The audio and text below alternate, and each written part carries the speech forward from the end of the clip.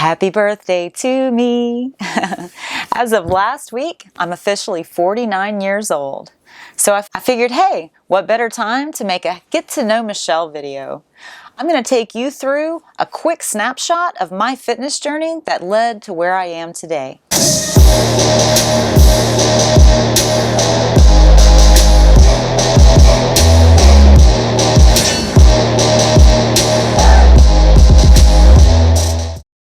Well, I've got my green tea and my Margaritaville shirt on in honor of the late great Jimmy Buffett. Most of you know that I'm the mom of two wonderful children. Wait, did I say children? They're actually grown adults. I'm officially an empty nester. Thank you, thank you, thank you. Yeah, I can't believe it either.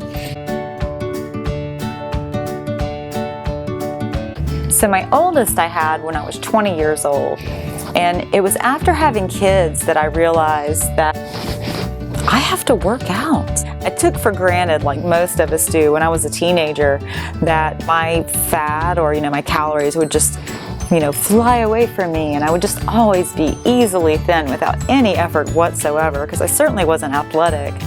But after having kids, I realized, yep, like my mom, I do need to exercise. So I got some aerobics exercise videos. VHS, y'all. So always cardio, generally aerobics with a little bit of running. As long as I wasn't overeating, that was enough to keep the weight off through my 20s and my 30s. I wasn't necessarily always happy with the way I looked or my energy level. Fast forward to my late 30s. I started menopause, but because I was so young, my doctor had misdiagnosed it as a thyroid issue.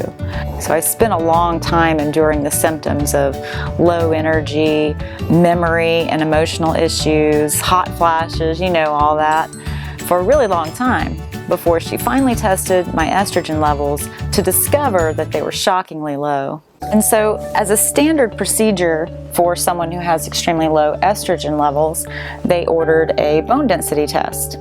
Well, the doctor was very shocked to discover that a 42-year-old could have such bone loss. I wasn't quite in osteoporosis, but osteopenia right on the line. So, as a 42-year-old, measures needed to be taken. And so, I was prescribed an estrogen patch and some other medication that I actually rejected because the side effects were too risky and not worth it.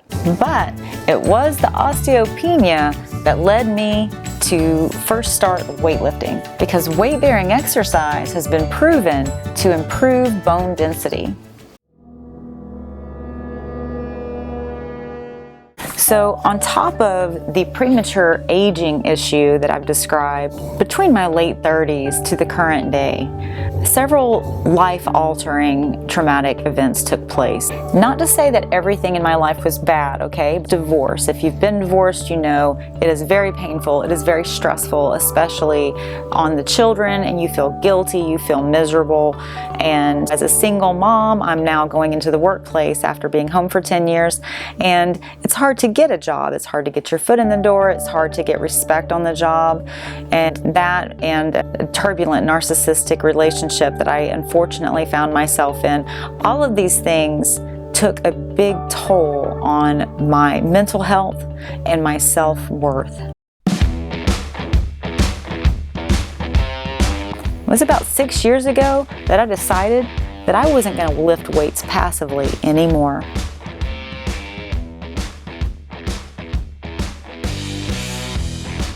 And I did this by following the lead of a Georgia bodybuilding competition winner. He and his wife really impressed me, especially his wife, because his wife was an older woman who also had epilepsy, and yet she was a fierce warrior. I thought, if she could do it, I should be able to do it.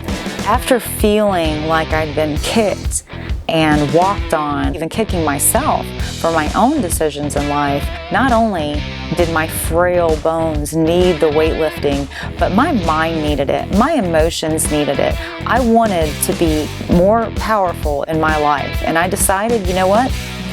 I'm gonna follow their lead.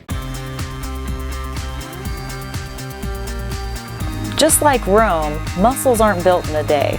So my going through the routine and lifting as a new lifter, I was a little too skinny. It didn't really feel healthy, but I was excited by it because it showed me that I could actually shape my body.